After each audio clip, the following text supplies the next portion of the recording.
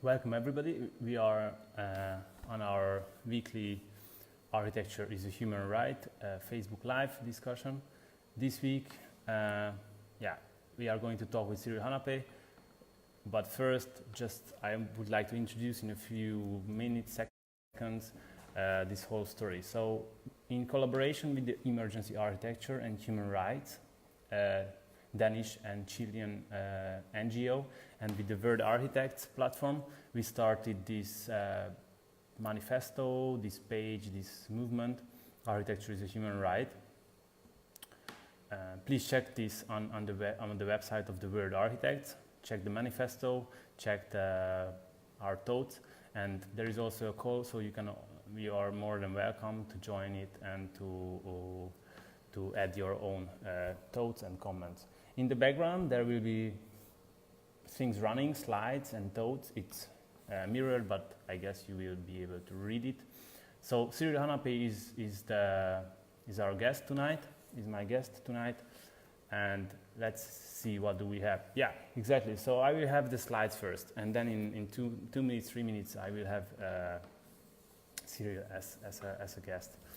So when we had our first year's birthday party, we asked some friends and colleagues to write about architecture for refugees, and this is what Cyrille wrote for us, and I would just like to highlight to one sentence: the right to the city, to architecture, to beauty, and the welcoming environment is a basic human need. So I think it's quite supports why is Cyrille invited today.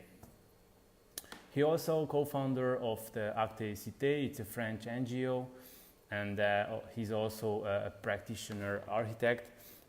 He has his own office called Architecture. You can check it on the web. He also an educator, a teacher. He works in Paris in the Belleville School of Architecture. You can also check his CV. And right now he's not in France. He's now in Mayotte. It's a French colony, if I'm right. I brought a globus, so we can also check where is it.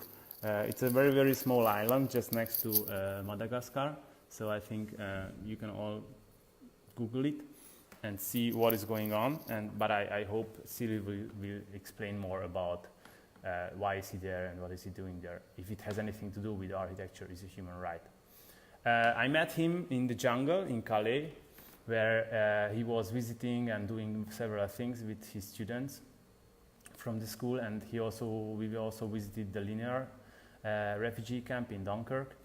So it was a very, very intense first meeting with him, and I just watched or just checked his film. He was in it. He might talk more about this film, La Ville Monde, World City. It's a very interesting film, I would say. And just before we start the big thing, if you liked this live show discussion, please follow us on Facebook, on Instagram, and all these events will be uploaded to our YouTube channel. If you have any questions, don't hesitate to ask them in the comments below. Just write your question and we will read it. I will read it during this half an hour discussion, and we will see, hopefully we can answer some of the questions or all of the questions. All right. So Cyrille is already online. This is just for last second. This is the worldarchitects page, and there is an Architecture is a Human Right manifesto. You can scroll down and you find texts and few keywords, and the manifesto prepared by the Emergency Architecture and Human Rights. And there is already a few articles. I know that it's backward. That's because of my handy for the live. You can imagine, hopefully. So a few architects for a few articles already online, and we are collecting new articles here, and we are also inviting all of you to write more about your ideas. What does it mean that architecture is a human right? So this is it. I would like to invite Cyrille. I'm gonna add him to the discussion, and then we already prepared a few questions, such as, what do you think if I say architecture is a human right? And what do you think about freedom in architecture and so on? So hi, Cyrille, hi. How are you doing? Hello. I'm good. You are good, okay. I don't know if we are hearing you very well. Maybe you might talk a little bit louder if you can. Okay, I Okay. can hear you. Can you talk a little bit louder, please? Yes. Okay, super, super. So, I don't know, please start anywhere. You've seen these few questions, I think, like, what do you think if we say architecture is a human right? Or just start in medias res about anything about your current location, or I don't know. Well, no, the question is to start with the way you treat people. Like, do you treat people like Wait, sorry, wait, Cyril. Just wait. I think it's not really good. Start again, please. can you hear me? Yeah, okay. Let's try. Yeah, let's try. It's fine, it's fine. They say, the comments say it's fine. Okay. The sound is really poor. Ah, yeah, okay. It's really poor. Oh, you want me to use the microphone? Yeah, you Right. have the microphone. Okay. So please, okay. That would help a lot.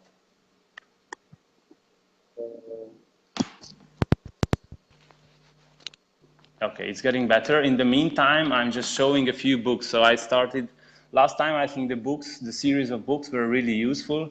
A lot of you asked for further questions or further books. So I brought again a few books. This one is about the jungle.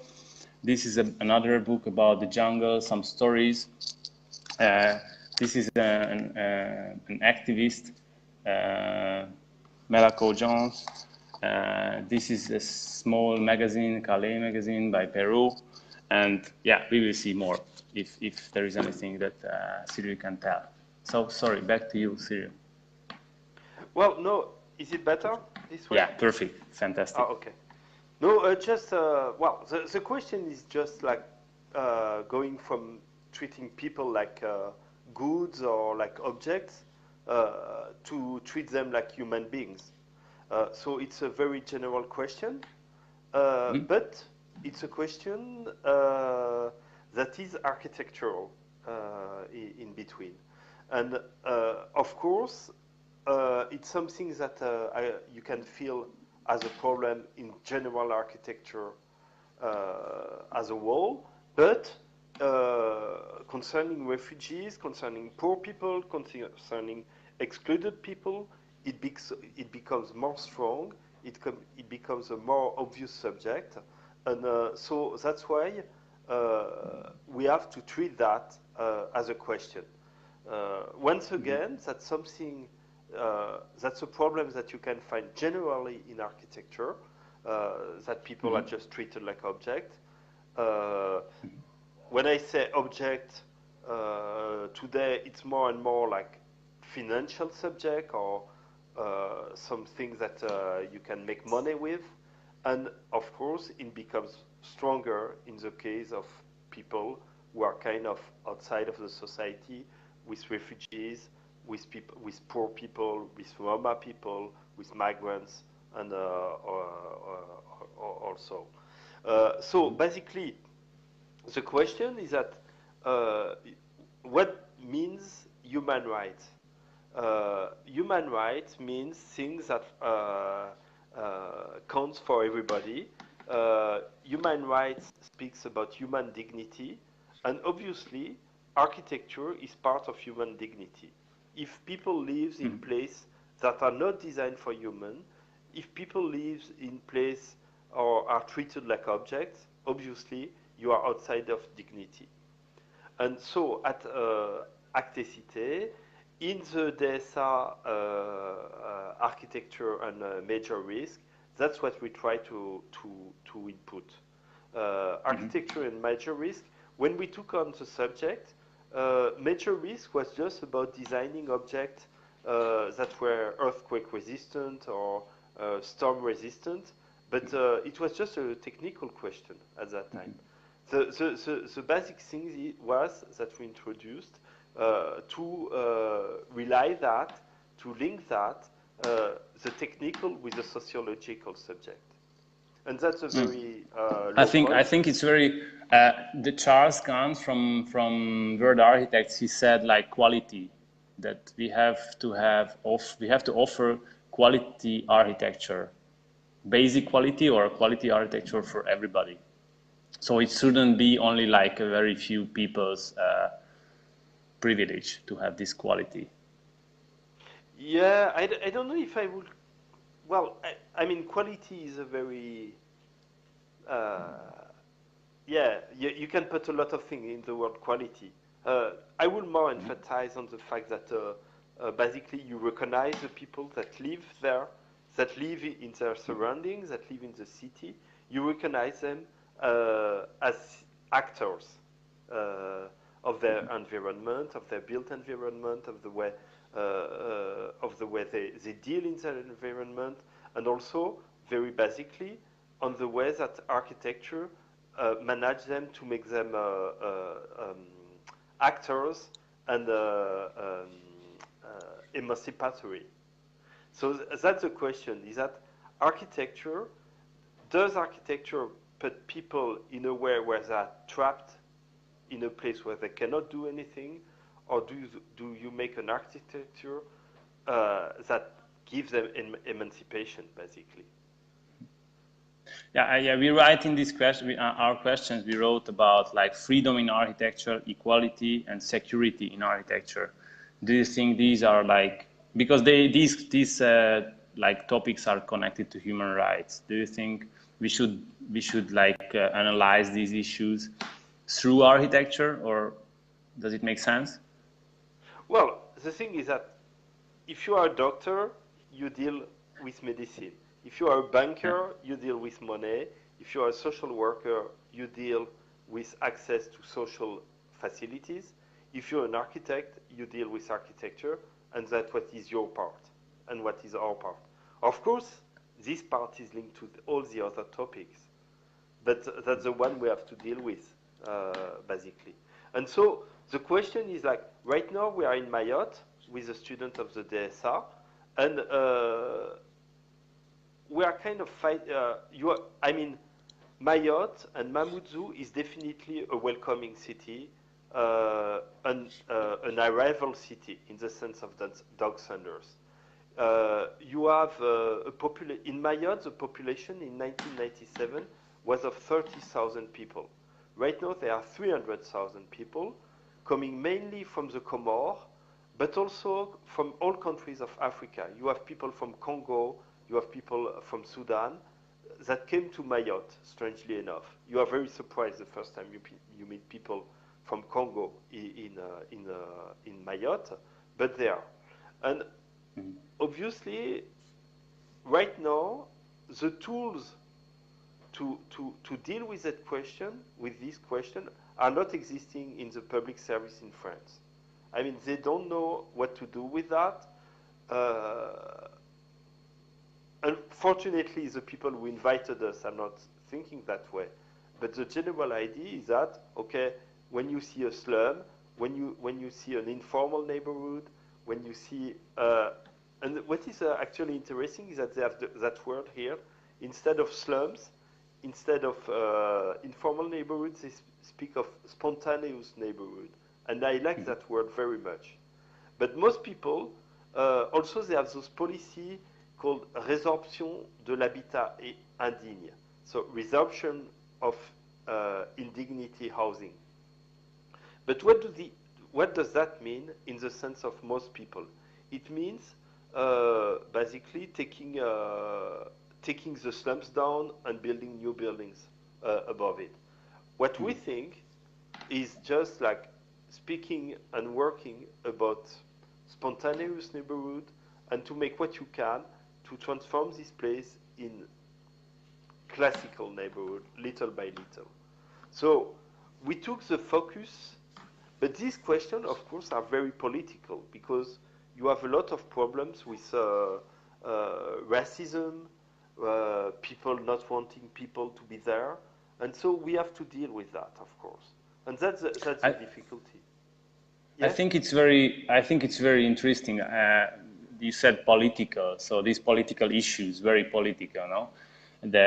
I think from emergency architecture and human rights, and also from World Architects and from our part, I think we start this architecture is a human right because we want to make architecture a political issue. So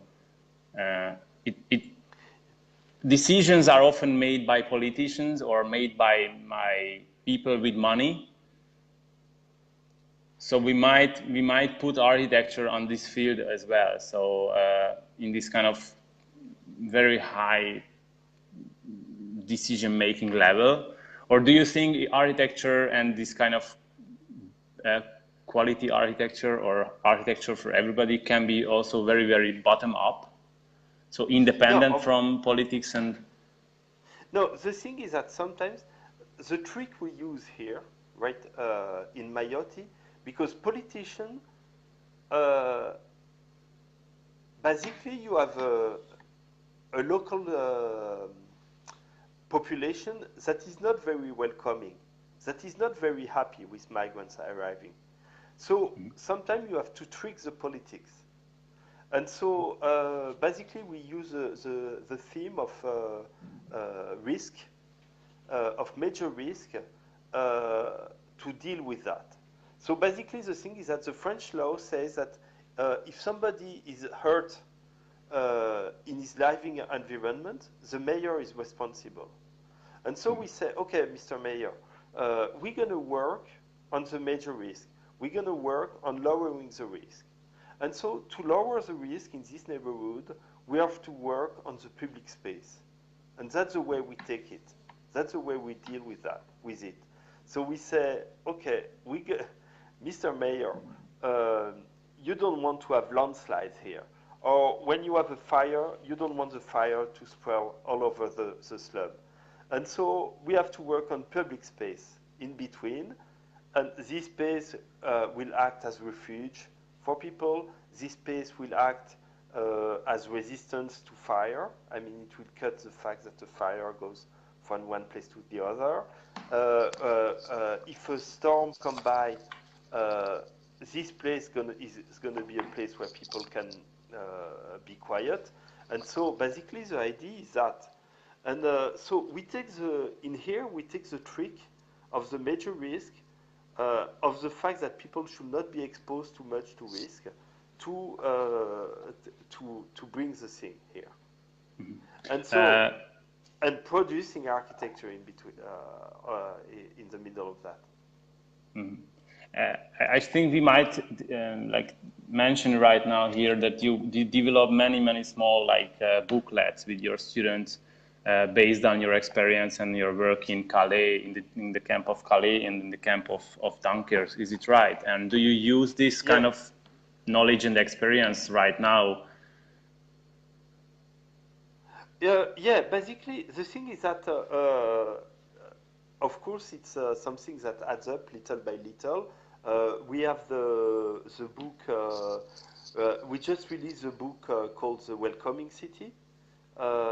And so basically this book is intended to think a city that will be welcoming for everybody. And that's what we work about right now. So, of course, these experiences are different each time. You don't have exactly the same public. You don't have exactly the same way. I mean, in Grande Sainte, people were looking to leave the place very fast, while in Mayotte, people are there, and they're going to stay for quite a while. So it's a mix of all these things. We have to look back.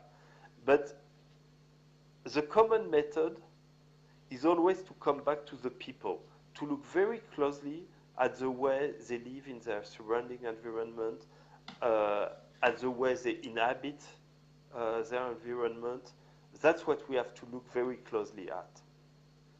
So the method from Calais, from the slum in the suburbs of Paris, in Marseille, in Grande Sainte, the method always starts from the people, from looking very closely on the way they live in the surrounding environment. And this method that we mixed with the analysis of risk to lower the risk, to make them secure, is what produce architecture, basically. That's the method we set up. And right now you focus on public issues, public spaces, public infrastructure. Do you believe that it's also architecture? Or you do it just because there is money from the, let's say, public? Or you also start small scale, like very like individual, like people-based developments? Well, it depends. Each time it's very different. The thing is that in those slums in Mayotte, people are at very different level. Some people, they have like houses that are just a bunch of wood with metal sheet, and some people started to build real building, like with concrete and toilets and bathroom and kitchen. And so what we try to do, the thing is that we wanted to give the same thing to everybody. So that's why we said, okay, in this place we're going to work on the public space. Mm-hmm. But that's actually one part of the experiment and what we're doing. We are working on the public space, and which is giving to everybody, but we are also working on a different thing with what is called a platform of auto construction. So basically, is we provide a platform with basic service, with a bathroom, with a kitchen, and then that is resistant to major risk. But then mm-hmm. people can build whatever they want around on this platform. So that's the second. Yeah. Is it somehow connected? I've just checked your, I think this also on your office website, there is this pavilion with some kitchen or community space, and yes, it's a wooden structure. It's something. This is something we developed for Paris, mm-hmm. But I mean it's a very different version of that is developed for Mayotte. Mm-hmm.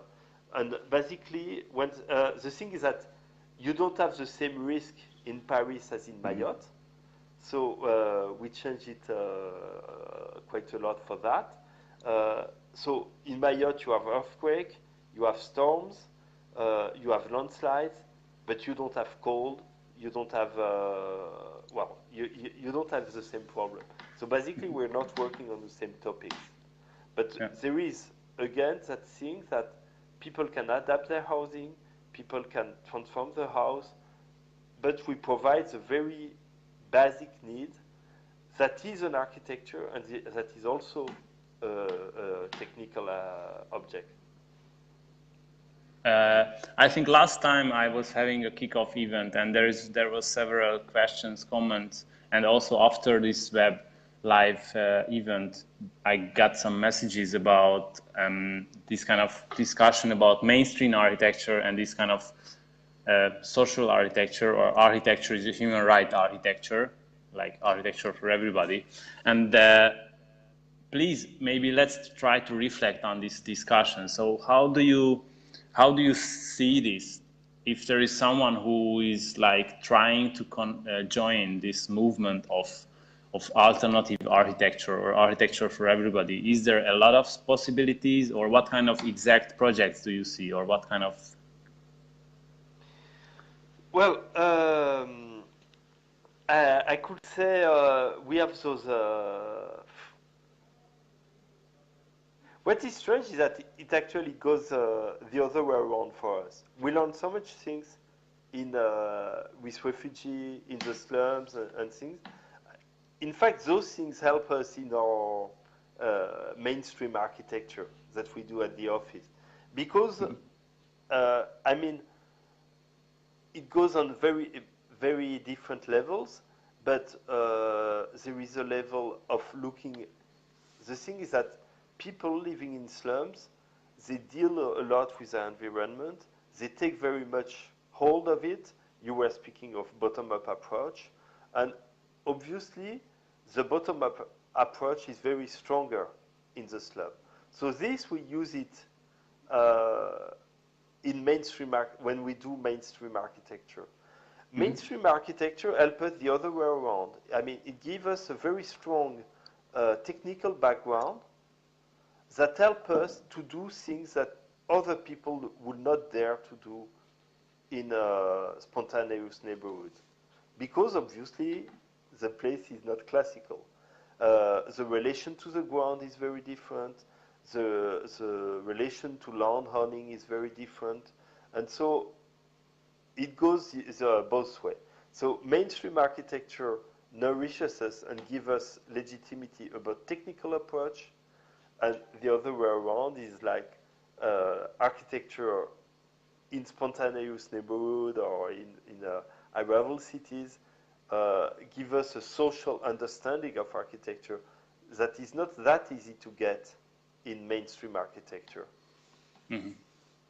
There is an interesting comment. I would continue with this one if it's possible as a kind of last thing maybe, or one of the last ones. Like Aris Papadopoulos, he's working in Lesbos in a refugee camp with the Latra, and he asks, what do we see? How can like these kind of alternative architects or socially driven architecture can join and can share knowledge and can discuss these new contexts and new topics?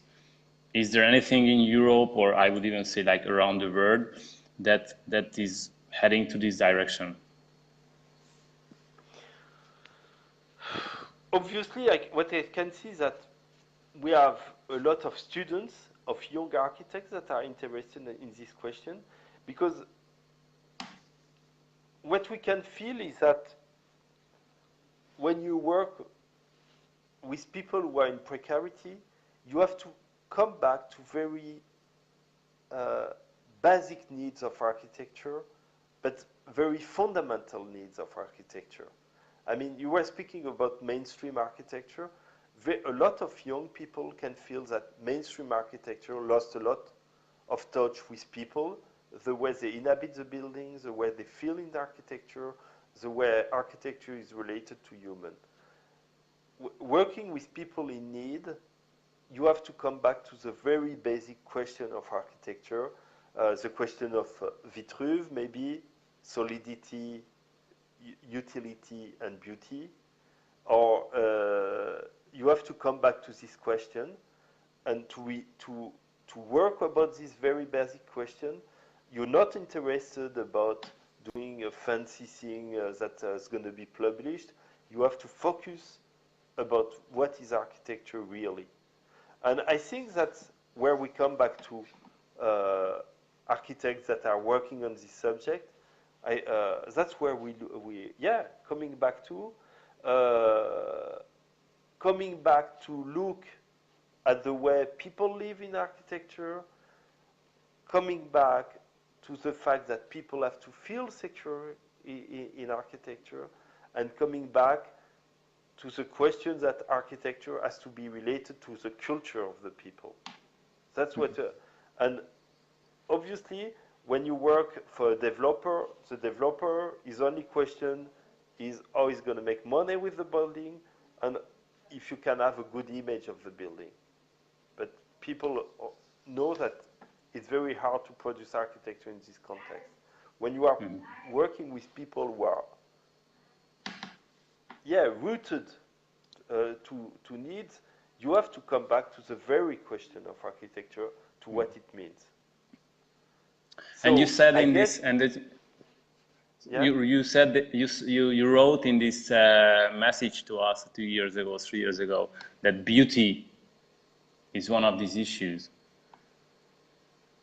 No, the question is, what is beauty? Beauty, once again, I mean, it's a very relative concept. It's linked to the culture of the people. And I guess that what I put in the word beauty is that, this link to the culture of the people. Social cultural. Yeah, exactly. So that's why we need bottom-up approach, of course. That's why we need to look at the way people inhabit buildings.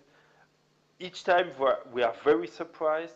in Mayotte, we are very surprised the way people live in their surrounding environment. We are very surprised about the way that they organize themselves to do things. It's a very interesting mix, because supposedly it's France. We are in France, in Mayotte, but in the same time, we are in a very poor place. And so there is that strange mix where the states pretend that they're going to do some things, and that people organize themselves to do incredible things. Actually, we are working with the city to work about public space, but when I hadn't been there for a few months. When we came back this time to work about the public space, we discovered that people took hold already themselves of the public space, and did partly some stairs by themselves, did partly some public space by themselves, and so basically people were taking care of that already, and we just had to accompany to give to take that further to assure that it's technically relevant and things like that. I think just a first very short answer from my side to Aris, that I think this kind of networking is always an issue and always a topic with new movements and new developments, and I think we can only start this kind of network development through projects. So if you don't have a project that we should do or we could do together, this networking is going to disappear very soon. So I think I would suggest that we need a lot of projects, very different scale and format, which deals with architecture as a human right, or which deals with projects that Cyrille is doing and you also are doing. So if we have these collaborative projects, then I think we can also support each other. We have different skills and different knowledge with different resources. So I think this is the answer from my point. There are two more questions, but I think the time is over. So I would like to ask you, Cyrille, in one hand, to say any last thing that is in your mind. And if we can, maybe we can answer these further questions after the live in the comments, or just put some further more links in the comments if you can after the. About this comment, I see the two questions are one is linked to private property and the other one about permanent or temporary. I mean, this question of permanent or temporary is always coming back and is always very strong.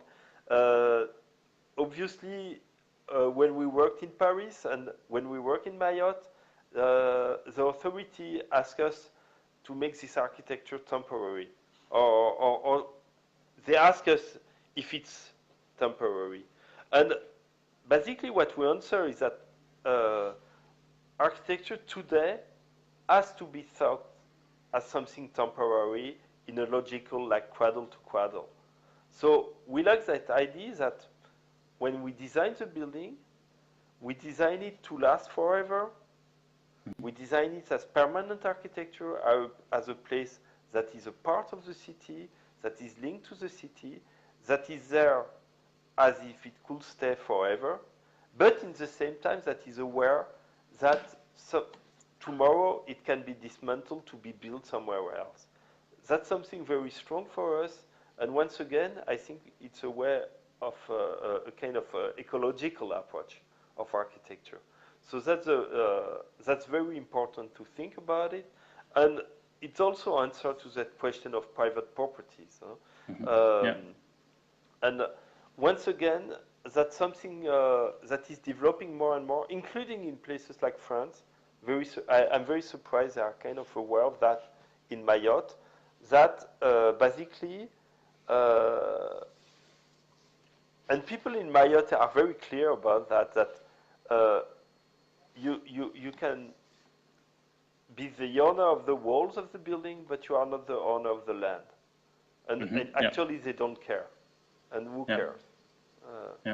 Okay. So I think this is a good kind of finishing point. And I think you have so much things to tell us. So I already, with these discussions previously, I told that Cyrille is someone who must be like every week here with us, but I guess it's not possible. But I hope in a few weeks, in a few months, in a maximum half year, we will be able to invite you again, and we can also reflect on this discussion, and we can reflect on further discussions about this architecture as a human right topic. So thank you very much for being here, Cyrille, and thanks for your input, and see you soon around. Thank you. Bye-bye. Bye-bye. Ciao.